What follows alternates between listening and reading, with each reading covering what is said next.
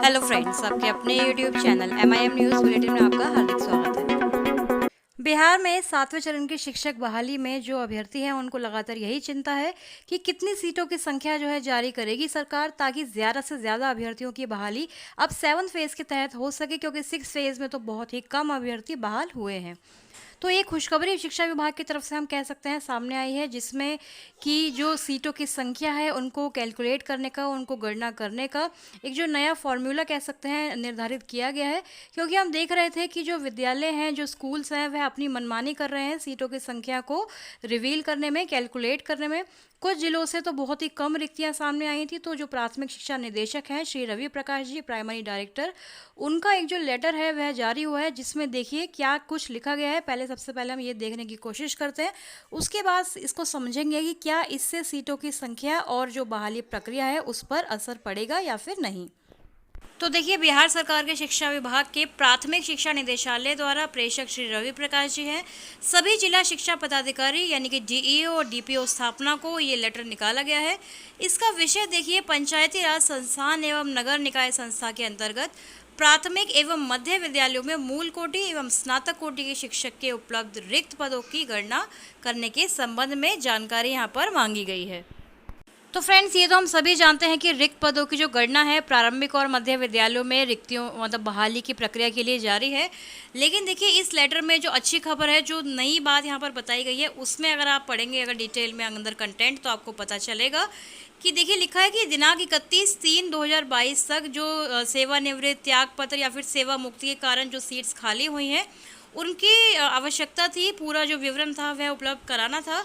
तो उसके लिए अब नए जो मतलब निर्देश हैं वह दिए गए हैं। देखिए, यहाँ पर लिखा है कि जिलों के यूडाइस डेटा के अनुसार छात्र शिक्षक अनुपात में आवश्यक शिक्षकों की संख्या की सूचना निम्न तथ्यों के आधार पर तैयार की जाए। तो देखिए, निम्न तथ्य मतलब कि यहाँ पर कुछ पॉइंट्स दिए गए हैं, उन्हीं के आधार पर ये जो रिक्तियाँ हैं देनी है।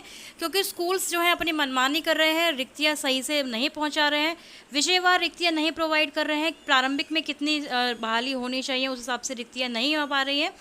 इस वजह से छठे चरण में भी बहाली जो है कम हो पाई है, क्योंकि स्कूल्स में सीट्स होने के बावजूद भी विद्यालय जो है रिक्तियां आगे फॉरवर्ड नहीं करते हैं या फिर आगे नहीं होने देते हैं। तो उसी के लिए निम्नलिखित तथ्य जो है इनको हम पढ़ेंगे। ये अच्छी खबर हो सकती है 7 फेज़ में उन अभ्यर्थियों के लिए जिनका जो मेधा है थोड़ा सा कमज़ोर है, कम है, क्योंकि सीट्स बढ़ेगी तो उन्हीं अभ्यर्थियों को ज़्यादा फायदा होगा आगे नियोजनवाद की प्रक्रिया में। तो पहला तथ्य यहाँ पर दिया है कि जिन विद्यालयों में छात्र शिक्षक अनुपात में पर्याप्त अथवा अधिक संख्या में शिक्षक उपलब्ध हैं, उन विद्यालयों में शिक्षक की आवश्यकता शून्य रखी जाए, यानी कि जहाँ सफिशिएंट टीचर्स अवेलेबल है वहाँ पर रिक्ति नहीं होगी। वहीं सेकंड पॉइंट में लिखा है कि 1 to 5 के लिए RTE एक्ट के आलोक में नामांकित छात्र की तुलना में शिक्षक के रिक्त पद की गणना की जाएगी। यानी कि राइट टू एजुकेशन जो है उसके तहत 1 to 5 में जितने शिक्षक चाहिए, यानी कि कम से कम प्राथमिक विद्यालय में न्यूनतम 2 शिक्षक के पद तो होने ही चाहिए, तथा शिक्षक की अधिकतम संख्या की गणना जो स्टूडेंट्स हैं, जो छात्र हैं, उसके आधार पर होने चाहिए। राइट टू एजुकेशन एक्ट यही कहता है। वही 6 to 8 के लिए देखिए RTE के तहत विषयवार भी जो है शिक्षकों के रिक्त पदों की गणना करना आवश्यक है। क्योंकि हम देख रहे थे कि 1 to 5 के शिक्षक ही 6 to 8 में पढ़ा रहे हैं, और विद्यालय के जो प्रधानाध्यापक हैं यानी कि जो हेड हैं वह समझते हैं कि विद्यालय में शिक्षकों की आवश्यकता नहीं है। लेकिन अब RTE एक्ट के तहत ये जो विषयवार रिक्तियाँ हैं इनको दिया जाना अब ज़रूरी है। तो ये स्पेशल जो निर्देश है वह प्राइमरी डायरेक्टर रवि प्रकाश जी की तरफ से अब दे दिए गए हैं।